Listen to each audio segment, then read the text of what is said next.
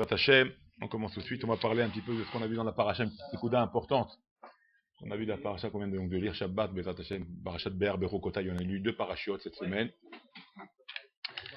Et on demande, vous savez que la parachat Be'er Berokotai, la parachat Be'er de manière particulière, elle traite tout au début donc de la Shemitah, des sujets de la Shemitah. Vous savez la Shemitah, le repos de la terre, l'interdiction de travailler la terre, etc. etc.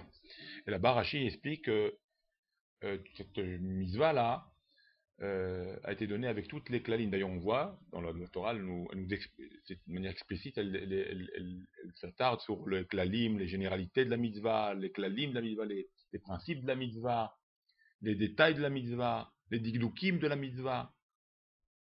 Donc tout est détaillé de cette mitzvah-là.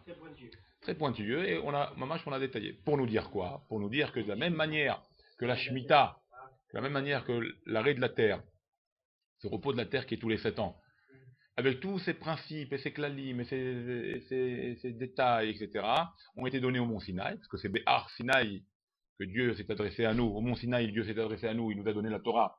Et il a, de manière explicite, il a donné la mitzvah de Shemitah. Shalom Alechem. De manière explicite, c'est marqué dans la Torah, donc la mitzvah de la Shemitah. Il passe. Attention, excuse-moi.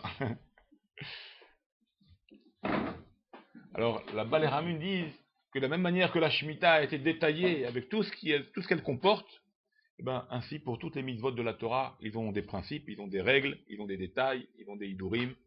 Donc, comme ça, on apprend. De cette mitzvah-là, on apprend pour toutes les autres mitzvahs, que toutes les autres mitzvot de la Torah ont été données au Mont Sinaï, avec toutes les règles que ça incombe, que ça comprend. On pourrait se poser la question, mais pourquoi? D'accord. Bon, ça, on l'a compris. C'est facile, comme ça nous dit Rashi, comme ça nous fait comprendre Rashi.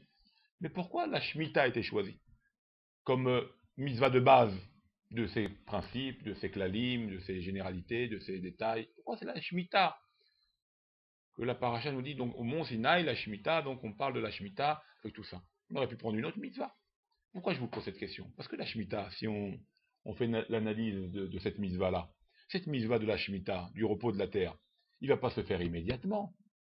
Puisqu'on va rester 40 ans dans le désert, il n'y avait pas de Shemitah pendant le désert, il n'y avait pas de repos de la terre. Ça va être quand on va rentrer en Israël. Et après les guerres, après la conquête de Yeshua en Israël, ça va durer 21 ans. Donc c'est une mitzvah, Dieu nous dit ici quelque chose d'extraordinaire. Il va nous dévoiler une mitzvah de la Shemitah, ce qu'on a vu dans la paracha, d'accord, avec des règles très bonnes, ok, il n'y a pas de problème, pour nous dire que toutes les mitzvot ont été données également avec des règles et des principes, comme on vient de dire. Mais pourquoi la Shemitah a été choisie comme base pour toutes les autres mitzvot? On aurait pu choisir une mitzvah beaucoup plus proche de nous, qu'on a vécu au moment de la sortie d'Égypte, qu'on a vécu au moment du désert. Pourquoi nous donner de prendre une base, une mitzvah qui va pas nous servir pendant 50 ans, plus de 50 ans? On va pas en parler pendant 50 ans, on va pas la faire cette mitzvah-là. Alors pourquoi la Torah a insisté à ce que ce soit cette mitzvah-là? La Torah, vous savez que la Torah, elle dit pas des mots pour rien. Dieu, quand il a marqué la Torah, quand il nous a donné la Torah, tout est bidiouk, chez bidiouk, tout est avec un diouk et une précision. Pour nous dire comme ça. Les Ramis nous disent Kalvachomer. Si déjà, c'est un Kalvachomer, un fortiori.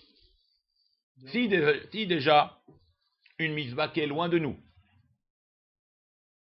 un petit peu comme il est dit dans la Mishnah. Qu'est-ce qui est marqué dans la mitzvah? Dans la Mishnah, dans Pirkei Avot, c'est marqué Everat, mitzvah kala, kevahamura.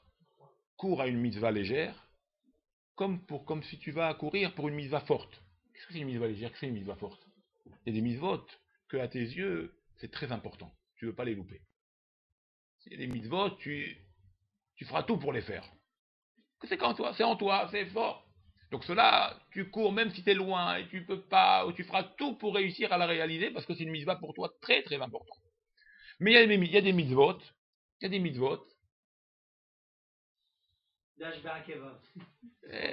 ça va, c'est léger, ça, c'est pas trop important.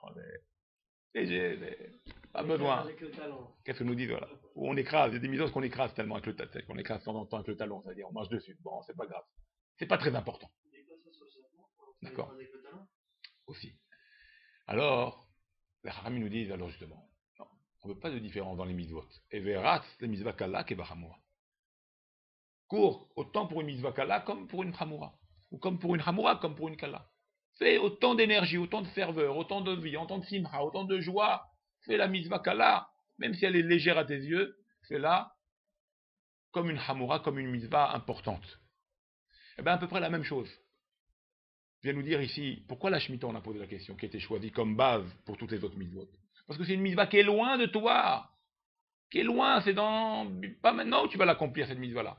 Si déjà une mitzvah qui est loin de toi, Dieu il demande, il a donné les klalim, les principes, tous les digdokim. Alors combien à plus forte raison, Beno chez le Kalba Homer, combien à plus forte raison on doit faire attention aux mitzvot qui nous sont proches. Si déjà une mitzvah qui est loin, qu'on ne va pas réaliser pas avant 50 ans, une fois qu'on va rentrer en Israël. D'accord? Et quand même... Et après il faut attendre 7 ans. D'accord? Donc c'est loin de nous encore. Et quand même Dieu il demande, faites attention à ces mitzvot-là. Alors combien à plus forte raison à toutes les mitzvot qui nous sont proches qu'on doit faire attention. Avec les mitzvot qu'on vit avec. Toutes ces mitzvot qui sont proches de nous, on doit faire attention, qu'elles soient légères ou pas légères. Tout ce qui est proche de nous à plus forte raison. C'est pour ça que la Shemitah a été choisie. Pour nous apprendre une mitzvah, même si elle est loin, elle est importante. Alors une mitzvah qui est proche, aussi elle est aussi importante. Tu ne dois pas l'écraser, tu ne dois pas la mettre de côté. Maintenant, si vous remarquez, où a été donnée cette mitzvah? D'ailleurs, comme toutes les mitzvot. Mais la Torah ici la précise, Béhar Sinaï, dans la montagne du Sinaï. Maintenant, toi, le symbole du Sinaï, vous savez très bien, on en avait parlé une fois, le symbole du Sinaï, c'est le symbole de la modestie, de l'humilité. C'est-à-dire, c'est pour ça que le Sinaï a été choisi par Akadosh Baruch Hu, pour le don de la Torah, pour nous dire, comme c'est une petite montagne. Donc un homme, il doit être comme une petite montagne, c'est-à-dire, il doit être anab, il doit être humble, il doit être modeste, il ne doit pas être orgueilleux. C'est pour ça que le Sinaï qui a été choisi. C'est-à-dire que quand il fait ses mitzvot, parce que la Shemitah, ici le symbole de la mitzvah de Shemitah, elle vient nous apprendre pour toutes les autres mitzvot qu'il y a des règles. Ça veut dire que quand tu fais tes mitzvot, attention, n'oublie pas où ils ont été donnés. Ils ont été donnés au mont Sinaï, qui est le symbole de l'humilité, le symbole de la modestie. Ça veut dire que quand tu fais des mitzvot, ne te prends pas un orgueil de ça. Ne sois pas orgueilleux de ta mitzvah. Ah, j'ai réussi, je suis fort, je suis mieux que l'autre. Non, attention. Fais les mitzvot et sois toujours soumis à Kadosh Baruch Hu. Sois toujours anab devant Kadosh Baruch Hu. Sois toujours humble devant Kadosh Baruch Hu. Pourquoi tu dois être humble? Parce qu'on a été créé pour ça. Donc il n'y a rien à revendiquer. Ah, c'est moi et pas l'autre. Ah, c'est moi, je suis le meilleur. Tu as été créé pour ça. Tu as été créé pour servir à Kadosh Baruch Hu. Donc ton esprit doit être avec humilité, avec simplicité. Donc quand tu fais tes mitzvot, fais-les, n'oublie pas qu'ils viennent du Sinaï. Sinaï qui est le symbole de l'humilité. Tout ce que tu fais, fais ça avec modestie. Ne fais pas ça, ne te fais pas, comme on dit chez nous en anglais, chauffonner un S. Ça veut dire, hein, ne fais pas montrer, fais pas des choses, fais discret, des choses discrètes. Pourquoi? Parce qu'ils ont été justement donnés au mont Sinaï. Justement donnés au mont Sinaï. Maintenant, le symbole de l'humilité, c'est le mont Sinaï. Ça, pour avoir la Torah, on en avait parlé déjà. D'ailleurs, Moshe Rabbeinu, il a reçu la Torah au mont Sinaï. Comme ça nous dit le Pirkei Avot. Moshe qui bel Torah mi Sinaï, Sara Yeshua, etc., etc. D'accord? Vous connaissez tous cette Mishnah, on la connaît. Alors, il a reçu la Moshe. Moshe a reçu le Torah au mont Sinaï. Pourquoi on précise le mont Sinaï? Pour justement montrer le symbole de l'humilité. Que Moshe, avant tout, pour recevoir la Torah, comme l'a reçu Moshe Rabbeinu, pour la recevoir la Torah, et chacun de nous pareil, tu veux recevoir la Torah, tu veux faire les mitzvot, première qualité que tu dois avoir, c'est d'être ressemblant au mont Sinaï. Moshe, il a reçu où la Torah? Au mont Sinaï. Symbole de l'humilité. C'est-à-dire que Moshe, pour avoir la Torah, il a dû se travailler, il a dû être un homme qui s'est travaillé pour être humble, pour être modeste, pour être simple. Ou sinon la Torah ne serait pas venue en lui. Ce qu'on aurait dû dire normalement. Moshe qui met le Torah de qui? D'Akadosh Baruch Hu. On n'a pas dit ça. Pourquoi on n'a pas dit ça? C'est la réalité en plus. Moshe il a reçu la Torah de Dieu. Donc c'est vraiment une réalité. Et si on avait dit de Dieu, Moshe il aurait pris. J'ai reçu la Torah de Dieu. Vous calmez-vous, hein, vous taisez-vous, bande d'idiots. Tu vois le problème de Hachem, il est prêt à s'effacer. Il dit pas grave. Moi je veux qu'ils apprennent quelque chose de très fort. Je veux qu'ils apprennent une vie, une manière de vivre. Que quoi? L'humilité, la modestie. Je préfère m'effacer dans la transmission que Dieu il a donné il a donné la Torah au mont Sinaï. Il a donné la Torah à Moshe. J'ai pas besoin de le dire, mais je dirais que que Moshe a reçu la Torah du mont Sinaï, parce que le Sinaï c'est le symbole de l'humilité. C'est la plus petite des montagnes. Donc je préfère dire ça, plus dire que Moshe l'a reçu de Dieu, parce que Moshe aurait peut-être pris des galons, et ça il veut pas. Donc ça, c'est le symbole même. Pourquoi, comment un Kadosh Baruch Hu, on voit encore même l'humilité d'un Kadosh Baruch Hu aussi. Le fait qu'il s'efface et qu'il fait passer que le don de la Torah a été donné au Mont Sinaï sans dire son nom, sans que le nom de Dieu apparaît, c'est extraordinaire. T'as compris? Mais ça, Dieu, il préfère, parce qu'il veut garder, il veut que ça reste en nous un symbole. Symbole du Sinaï, l'humilité. Symbole du Sinaï, la modestie. Et ça, c'est le premier critère. C'est la première qualité d'un homme. C'est la première qualité. Tu veux la Torah? Première chose que tu dois mettre dans ta tête, être humble. Si tu n'es pas humble, tu es plein d'orgueil, même si tu es un hacham, tu es une boule à zéro. Il faut le savoir. Dieu, il ne supporte pas l'orgueilleux. Il faut travailler cette mida-là. L'orgueil, dire c'est moi, et tu t'imposes. Il faut s'effacer. Il faut s'effacer. Laisse passer les choses. Voilà. Même si c'est toi, et bon, on avait, il y a une histoire, il y avait un rave. Il a dit dans un cours, il parlait d'un sujet, il a dit, telle page, le sujet, telle page, la Medamoudbet. Son élève, il était là en plein cours, conférence. Il y a un qui dit, non, Gvodara, vous vous trompez. La Medamoud Aleph. Il a le droit de le reprendre ou pas l'élève? Non, il y a une manière, d'abord pas en public. Mais bon, il y a eu comme ça. Alors le rabbi, non, la Medamoud Aleph. Non, Gvodara, Amoud Aleph. Je l'ai vu hier, j'ai parlé de ça hier. Oh, excuse-moi, mon fils, excuse-moi. Peut-être, c'est vrai, ma tête aujourd'hui, j'ai un certain âge, mon esprit, des fois, est ailleurs, et donc, moi, j'ai pas fait attention. Excusez-moi, d'accord. Le cours, il est passé, comme il est pas. Bon, Hachem, bien passé.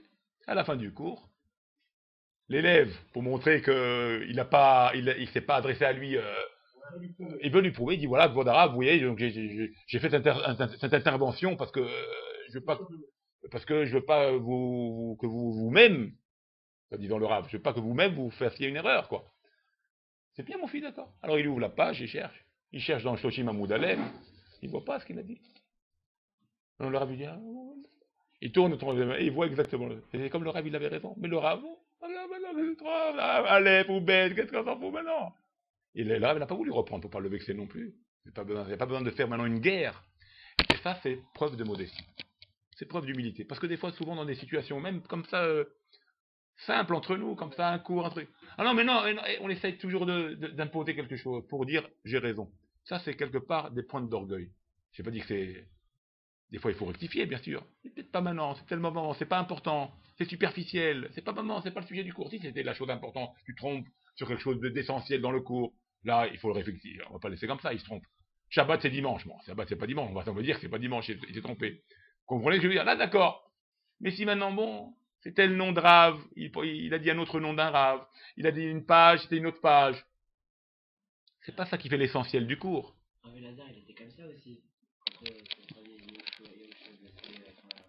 Il y avait des marloquettes, bien sûr. Non, il y avait des marloquettes, parce que quand il y a des marloquettes, il y a des marloquettes. Dans toute la Gemara, c'est des marloquettes. C'est que des. D'accord, mais c'est parce que c'est des choses essentielles. C'est des choses de base. Ils ne sont pas en train de se disputer. Non, j'ai raison dans la page, parce que c'est cette page-là. C'est des choses essentielles. D'accord. Si on est peu, c'est quelque sorte un débat, une marloquette. Quand c'est une marloquette sur un sujet important, alors on peut faire une discussion. On peut parler. Ça, c'est pas avoir honte. On n'est pas là pour se vexer. Mais si maintenant, tout est bien, mais il s'est trompé de page. Attends, mais c'est essentiel. C'est le cours, ça, maintenant. Vous comprenez?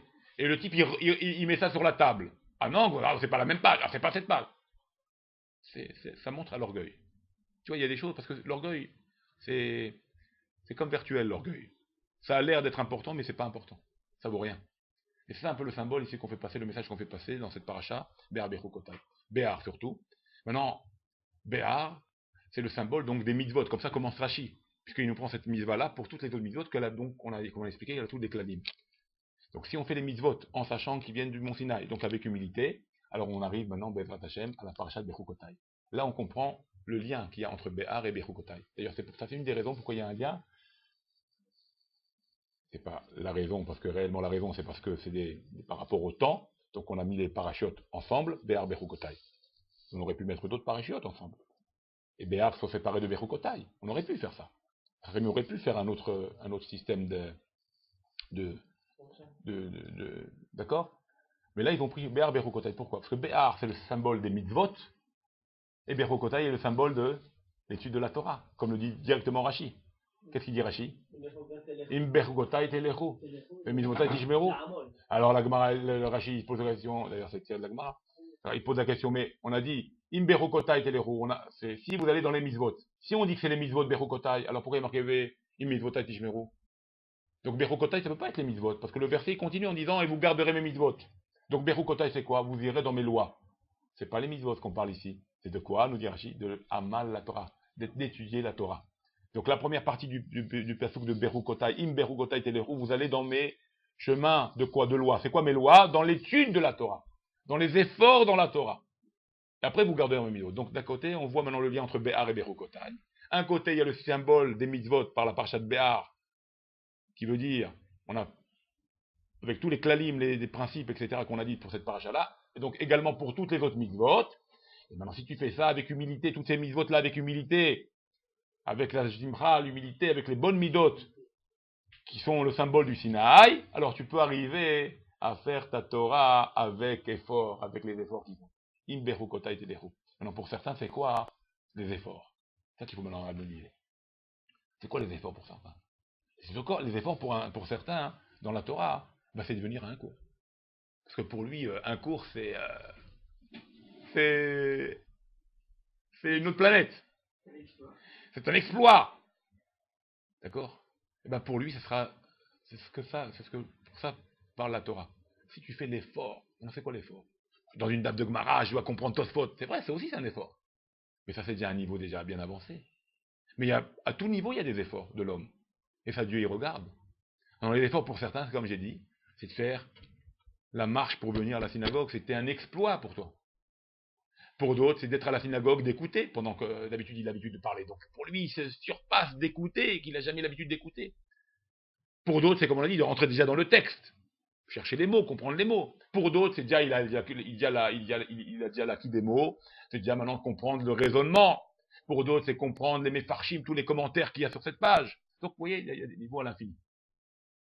Mais même le premier niveau, vous allez me dire, bon, mais ça vaut zéro, ça. De venir, ça vaut zéro. Non. Si c'est un effort, ça vaut tout l'or du monde.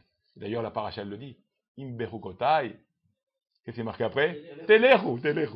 Si vous allez déjà, et s'il allait pour vous, cette marche-là, c'est pas que vous faites, c'est un effort pour vous, eh ben tu rentres dans le cadre d'un homme qui étudie la Torah.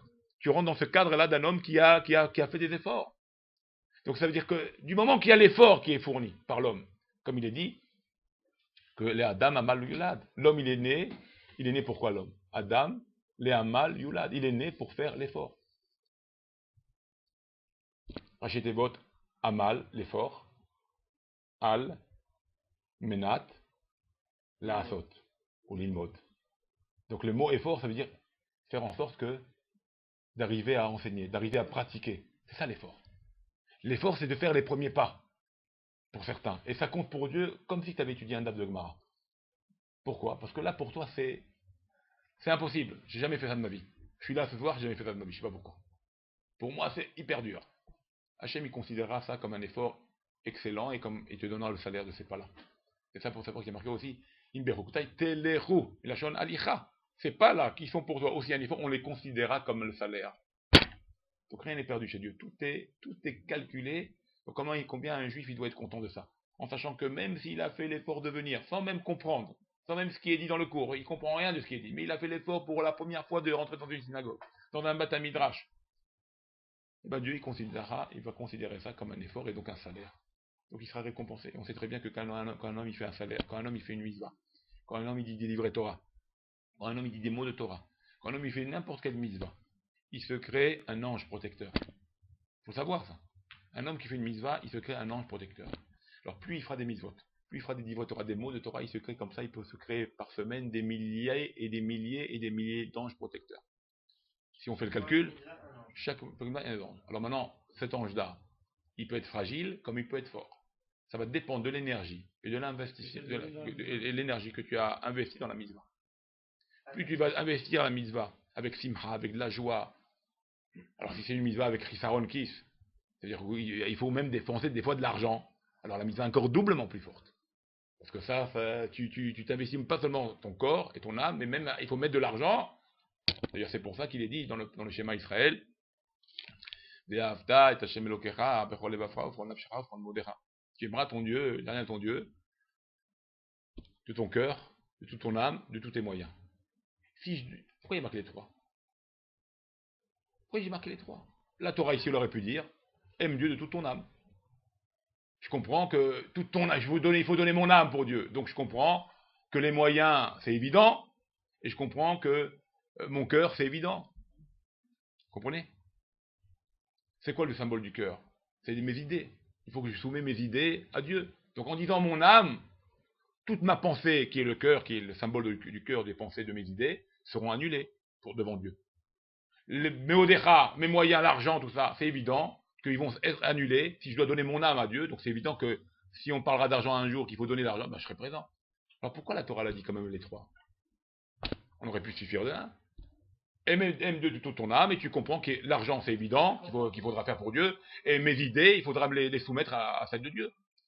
Pourquoi on n'a pas dit une seule idée? Pourquoi on a donné les Vafra, Nafshecha, Modecha? Pourquoi? Hamim y répondent. Parce qu'il y a des gens, écoutez bien, il y a des gens qui aiment plus leur argent que leur corps, que leur vie. Il y a des gens qui sont prêts à mourir pour de l'argent et pas pour leur vie. Leur vie spirituelle, je parle. Leur lamabba. Ils seront prêts à... Leur argent, ce sera leur... Ils meurent pour l'argent. Et il y a des gens qui ont des idées idéologiques, des idéologues, des grands philosophes. Et là aussi, ils sont prêts à mourir, à se faire ridiculiser, à mourir s'il le faut, pour pas enlever leur pensée, leur philosophie, leur idée. Ah non, c'est comme ça peut pas être comme la Torah dit, c'est pas possible, il y a des gens comme ça. Ah non, non, c'est pas possible, j'ai appris ça, ça vient de Marx, ça vient de Freud, ça vient de qui tu veux là, bah. T'as compris? Et pour eux, comme maintenant ils trouvent que ça tombe à l'eau tout ça, ils veulent pas annuler ça, ils sont prêts à mourir plutôt qu'enlever une idée, le sujet du cœur, qu'on a dit tout à l'heure. C'est pour ça que la Torah a marqué trois. Parce que c'est pas évident que un englobe les deux autres. Il y a des gens qui sont prêts à mourir pour ça, pour l'argent, alors il faut le dire. Il y en a qui sont prêts à mourir pour des idées, il faut le dire. Parce que c'est vrai que l'âme, normalement, ça, un homme qui meurt, il tient à sa vie, un homme. Ben non, pas tout le temps. Il y a des gens qui sont prêts à mourir, plutôt mourir que de changer mon idée. Plutôt mourir que perdre mon argent. Il y a des gens comme ça. C'est pour ça que la Torah a marqué les trois points. On est compte un peu. C'est pour ça que quand maintenant, si nous on est au courant de ça, combien nous on doit faire attention à ce que nos mitzvot, si c'est comme on a dit, si c'est une mitzvah qui s'investit même avec de l'argent, comment la faire avec joie? Comment la faire avec Simra? Comment investir la chose? S'investir dans la chose. Et quand tu t'investis dans la mitzvah, il faut savoir, donc tu crées un ange. Maintenant cet ange-là, il est protecteur, comme on a dit, mais il est puissant, il est costaud.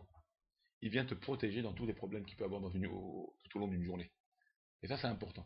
C'est ça que nous, on doit faire en sorte que, comme on l'a dit dans cette paracha, à la fois dans nos mitzvot qui commencent par Béar, et même les mitzvot qui sont loin de toi, tu dis, bah, loin de moi. Non, la Torah a parlé de la Shemitah exprès. C'est loin de toi et quand même, elle a tout détaillé. Alors combien, à plus forte raison, les mitzvot qui sont proches de toi, tu dois faire doublement attention. Déjà, pour ceux qui sont loin, il faut faire gaffe. Plus forte raison, ceux qui sont proches de moi. Une fois que tu fais attention aux mitzvot, et que tu les reçois avec humilité, tu les fais avec humilité, qui est le symbole, on a dit, du Béar Sinaï, quand tu les fais avec humilité, alors là, tes mitzvot seront gardés.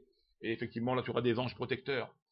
Alors là, une fois que tu fais tout ça, ta Torah, elle sera pure. Là, on arrive à Berukotai. Là, ta Torah, elle sera valable. Là, tes efforts, ils seront comptés, ils seront dans le Cheshbon. Ils seront dans le compte des mitzvot. Ils seront dans le compte de l'étude et des mitzvot. Tout sera un ensemble. C'est pour ça qu'il faut faire attention à tout ça, Bezrat Hashem.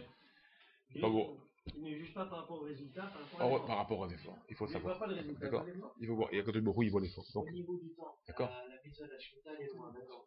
Au niveau de la mitzvah en elle-même, le sadé est très près de là.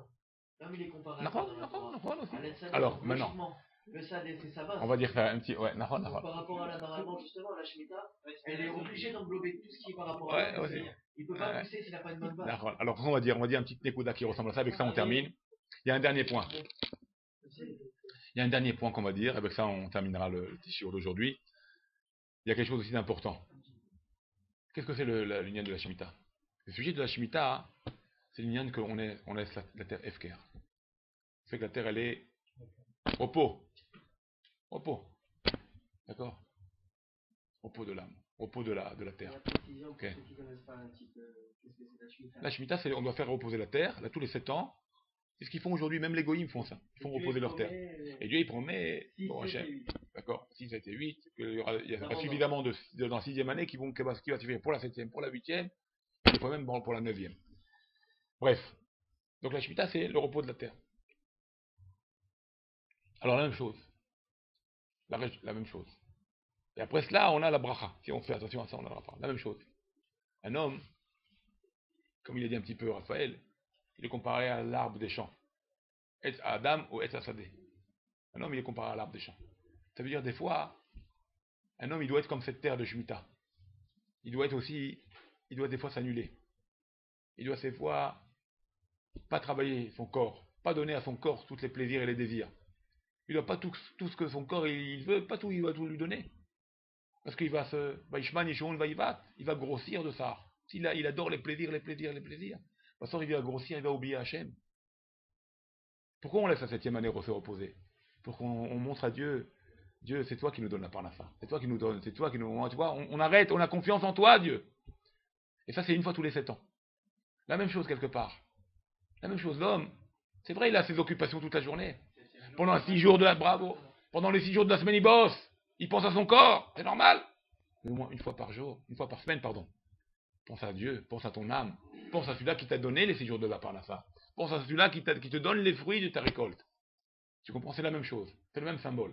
La Shemitah, c'est pour ça qu'elle a été choisie. Parce qu'il y a encore une relation avec l'homme. Quelle relation avec l'homme? Comme les millénaires. Les millénaires aussi, il y a 6 millénaires. 7e millénaire, c'est le Olam Haba. Donc tu as 6 millénaires. Tu fais les efforts. Le 7e, tu reçois le salaire. La même chose à une petite échelle avec le Shabbat. Tu as 6 jours de la semaine. C'est ton corps. C'est toi. Tu travailles. Par là, ça, etc. Mais sache que n'oublie pas que le 7e jour, il faut laisser reposer ton corps. Il faut penser à ton âme. Il faut donner du plaisir à ton âme. Et aussi remercier Hachem qui t'a donné cette santé, cette force, ces capacités, que pendant les 6 jours tu travailles, que la terre t'a donné des fruits, que tu as pu emmener par là ça à la maison. Faut pas oublier ça. C'est grâce à lui que tu tiens. Et si tu te reposes bien le Shabbat, qu'est-ce que dit la Torah? Si tu te reposes bien le Shabbat, eh ben, tu auras une bonne semaine pour les jours à venir, comme pour les années à venir à l'époque de la Shemitah. Tu comprends? Et ça, c'est important. C'est pour ça qu'un homme, il doit se comparer des fois à cette terre. Je travaille, il y a le côté matériel, je fais ce qui est matériel, d'accord, mais pas tous les non-stop 24 heures sur 24, comme ils mettent maintenant dans les boutiques, 7 jours sur 7, 24 heures sur 24. Ça existe, ça, malheureusement. Tu comprends? Celui-là, il ne va pas aller loin, celui-là. Tu comprends? Voilà. Alors nous, on doit savoir, non, on a une terre qui est notre corps, on doit lui donner à manger, on doit se nourrir, on doit tout faire. Mais le 7e jour, on ne doit pas toucher. Le 7e jour, on doit être donné à l'âme, on doit faire reposer le corps. On doit être moins attiré à la matière, on doit moins s'occuper de la matière.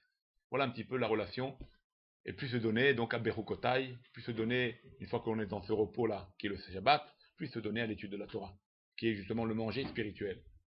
D'accord? Et comme ça, on a une bracha pour tous les jours de la semaine. Be'ezrat Hashem, on va s'arrêter là pour aujourd'hui. D'accord? On a fait un petit 20 minutes. Be'ezrat Hashem.